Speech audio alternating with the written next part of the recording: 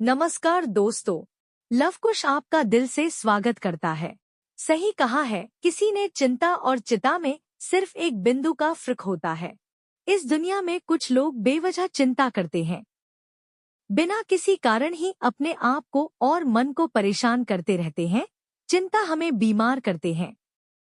आज की इस कहानी में हम सीखेंगे कि क्यों हमें बेवजह चिंता नहीं करनी चाहिए। एक गांव में एक किसान था जिसे एक बहुत ही बुरी आदत लग चुकी थी और वह आदत थी बेवजह चिंता करने की। वह हर समय किसी ना किसी चीज की चिंता करता ही रहता। वो हर समय सोचता रहता कि कहीं मेरे साथ कुछ गलत ना हो जाए, जबकि उसकी जिंदगी में अभी तक सब कुछ ठीक ही चल रहा था। उसके पास एक बड़ा सा खेत था जिसमें अच्छी खासी फसल हो जाती थी। खेती करने के लिए 2 बैलगाड़ियां थी, एक अच्छा घर था, एक पत्नी और 2 प्यारे बच्चे थे। लेकिन फिर भी वो किसी ना किसी अनहोनी के बारे में सोचकर बेवजह चिंता करता रहता। कभी सोचता कि अगर मेरी फसल में कीड़े लग गई तो क्या होगा, अगर आवारा पशुओं ने फसल को बर्बाद कर दिया तो क्या होगा, अगर सूखा पड़ गया या अत्यधिक बारिश हो गई तो मेरी फसल खराब हो जाएगी। ऐसे ही वो भविष्य की अन्य बातों के बारे में सोचकर बेवजह चिंता में डूब रहा था, जैसे कि कहीं खेती के समय मेरे बैल बीमार ना पड़ जाए, मेरे बच्चों का भविष्य कैसा होगा, कहीं बुढ़ापे में मुझे कोई बड़ी बीमारी ना हो जाए, मेरे बच्चे बुढ़ापे में मेरा ख्याल रखेंगे भी या नहीं, वगैरह वगैरह। अपनी इस लगातार बेमतलब चिंता करने की आदत की वजह से वो असंत और परेशानी लगता था और अब उसका किसी भी काम में मन भी नहीं लगता था। उसकी पत्नी ने भी इस बात को अनुभव किया कि उसे बिना मतलब चिंता करने की आदत पड़ चुकी है। उसने उसे कई बार समझाने की कोशिश भी की, तुम बेवजह चिंता करना छोड़े दो, लेकिन उसके समझाने का कोई मतलब नहीं रहा। उसे पता चला कि नगर में एक महात्मा आए हैं जिनके पास सारी समस्याओं का हल है। फिर एक दिन वह उसे लेकर एक बौद्ध भिक्षु के आश्रम में पहुंची। बौद्ध भिक्षु बहुत ही बुद्धिमान और ध्यानी व्यक्ति थे। किसान और उसकी पत्नी अपनी सारी समस्या बौद्ध भिक्षुओं के समक्ष रखती है। किसान ने कहा, महात्मा, मैं हर समय किसी ना किसी बात की चिंता करता रहता हूँ। मैं ज्यादातर उन बुरी चीजों के बारे में सोचकर चिंतित होता रहता हूँ जो अभी तक मेरे साथ हुई भी नहीं। किसान की समस्या को पूरे ध्यान से सुनने के बाद बौद्ध भिक्षु ने कहा, ठीक है, तुम दोनों कल सुबह आना और फिर मैं तुम्हें तुम्हारी समस्या का समाधान बता दूंगा। अगली सुबह जब किसान और उसकी पत्नी वध भिक्षु के आश्रम में पहुंचते हैं तो देखते हैं कि बौद्ध भिक्षु बहुत ही चिंतित अवस्था में जमीन पर पलटी मार कर बैठे हुए हैं और उनके सामने एक दूध से भरा ग्लास रख हुआ है। बौद्ध भिक्षु बार बार उस दूध के ग्लास की तरफ देख रहे हैं और फिर कभी अपना हाथ अपने सिर पर रखते तो कभी जमीन पर। वह बहुत ही चिंतित और बेचैन दिखाई पड़ रहे थे। यह देखकर किसान ने पूछा, महात्मा, आप इतने परेशान क्यों लग रहे हैं?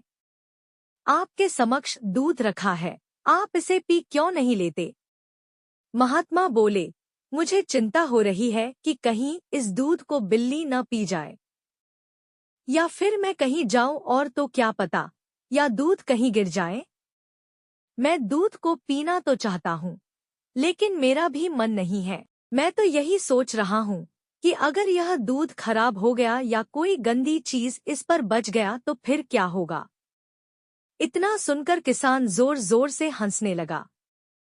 किसान ने हंसते हुए कहा, इसमें इतनी चिंता करने वाली कौन सी बात है? यह दूध ही तो है। अगर इसे बिल्ली ने गिरा दिया या यह खराब हो गया या फिर किसी ने इसे पी लिया तो क्या हो गया? यह आपको दोबारा मिल जाएगा और वैसे भी आपका चिंता करना व्यर्थ है, क्योंकि ना तो अभी इसे बिल्ली ने गिराया है, ना ही खराब हुआ है और ना ही अभी इसे किसी ने पिया है, और हो सकता है कि भविष्य में ऐसा हो भी ना। किसान के मुंह से यह बातें सुनकर बौद्ध भिक्षु मुस्कुराए और बोले, मैं भी तो तुम्हें यही समझाने का प्रयास कर रहा हूँ कि भविष्य की उन घटनाओं की चिंता करना व्यर्थ है जो अभी हमारे साथ हुई ही नहीं, और बहुत बड़ी संभावना है कि वह कभी होगी भी नहीं। और अगर होगी तो जिस चीज को तुम एक बार हासिल कर सकते हो उसे तुम दोबारा भी हासिल कर सकते हो। और अगर नहीं कर पाए तो कोई बात नहीं, क्योंकि समस्याओं के आने के साथ ही उन समस्याओं का सामना करने की हिम्मत भी अपने आप ही आ जाती है। यह बातें सुनने के बाद किसान को लगा जैसे किसी ने उसके गाल पर एक थप्पड़ मारकर उसे नींद से जगा दिया हो। उसे महसूस हुआ कि वह भी तो यही गलती कर रहा है। वह भी तो भविष्य की उन घटनाओं के बारे में सोचकर चिंतित हो रहा है जो अभी तक घटी ही नहीं और शायद कभी घटेगी नहीं। किशन और फिर बौद्ध भिक्षु के चरणों में गिर पड़ा और कहने लगा, इतनी आसान मुझे मेरी गलती का एहसास करवाने के लिए आपका बहुत बहुत धन्यवाद, और मैं आज से पूरा प्रयास करूंगा। मैं बेवजह चिंता करना बंद कर दूंगा। जापान में एक लोकप्रिय कहावत है, अगर तुम चल रहे हो तो सिर्फ चलो, अगर तुम खा रहे हो तो सिर्फ खाओ, लेकिन एक समय में सिर्फ एक ही काम करो, चिंता न करो। इस लोकप्रिय कहावत के अर्थ ने मुझे हैरान कर दिया था, और सच कहूं तो मुझे ऐसा लगता है कि कहावत के अर्थ में ही वो राज छुपा है जिसे अगर किसी ने अच्छे से समझ लिया और अपने जीवन में उतार लिया तो वो चिंता के बंधन से ही हमेशा हमेशा के लिए मुक्त हो जाएगा। इस कहावत के अर्थ के बारे में हम आगे बात करेंगे, लेकिन उससे पहले देखते हैं कि हमारे दिल दिमाग में इस तरह के विचार ज्यादा चल रहे होते हैं। पहला, क्या मैंने यह काम सही से किया? दूसरा, क्या मैं इसे और बेहतर कर सकता था? तीसरा, इसका परिणाम क्या होगा? और चौथा, लोग मेरे और मेरे काम के बारे में क्या सोच रहे होंगे? यह ऐसे कुछ विचार हैं जो हमारे दिमाग के सिस्टम में ज्यादातर समय चलते रहते हैं, लेकिन हमें पता नहीं चलता क्योंकि हमने इन विचारों के साथ जीना सीख लिया है और हमारा दिमाग काम भी ऐसे ही करता है कि अगर हमने इसे किसी काम को कई बार करवा लिया तो फिर ये उसे अपनी आदत बना लेता है और फिर हमारे चाहे बिना भी उस काम को करने का प्रयास करता है।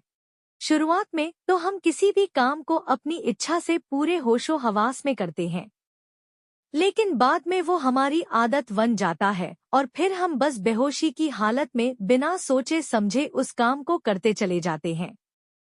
जब एक बच्चा छोटा होता है तब उसे पता नहीं होता कि चिंता क्या है, लेकिन जैसे ही वह मुद्दा होता है माँ बाप कहना शुरू कर देते हैं, बेटे आपको होमवर्क करना है, आपको उसकी चिंता नहीं हो रही, आपके एग्जाम आने वाले हैं, आपको उसकी चिंता करनी चाहिए। और ऐसे ही न जाने कितनी सारी चीजों के लिए बच्चों के आसपास के लोग उसे चिंता करने के लिए कहते हैं और वह छोटा बच्चा इस बात को मान लेता है। यह अच्छा, किसी भी काम को करने के लिए हमें उसकी चिंता करनी पड़ जाती है और फिर वह भी किसी काम की घटना के बारे में बार बार सोचने लगता है। शुरुआत में तो वह यह काम जानबूझकर करता है, लेकिन धीरे धीरे उसका मन इसे अपनी आदत बना लेता है और फिर ना चाहते हुए भी उसका मन एक ही विचार के बारे में बार बार सोचता रहता है और फिर वह अपनी पूरी जिंदगी चिंता के इस जाल में फंस कर रह जाता है। लेकिन अब प्रश्न यह उठता है कि इसका समाधान क्या है? तो इसका समाधान है ऊपर बताई गई जिन कहावत का अर्थ यानी जागरूकता। हमें अपने विचारों के प्रति जागरूक होना पड़ेगा। हमें थोड़ी देर रुककर इस बात पर ध्यान देना होगा कि कहीं हम ना चाहते हुए भी एक ही घटना के बारे में तो बार बार नहीं सोच रहे हैं। हमें पूरी जागरूकता के साथ यह देखने का प्रयास करना होगा कि पूरे दिन हमारे अंदर इस तरह के विचार उठते रहते हैं।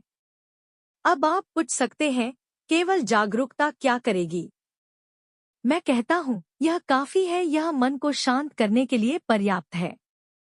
मन को अपने स्वभाव का एहसास कराने के लिए पर्याप्त है और जीवन में जागरूकता लाने का सबसे आसान तरीका है ध्यान करना। ध्यान करने के दौरान अपने विचारों पर ध्यान देना, और जब आप पूरी जागरूकता के साथ अपने विचारों पर ध्यान देना शुरू कर देंगे तब आप पाएंगे कि आपके मन में चलने वाले गैर जरूरी विचार एक एक करके अपने आप ही गायब होना शुरू हो जाएंगे और फिर आप एक आनंदित और शांत जीवन अनुभव कर पाएंगे।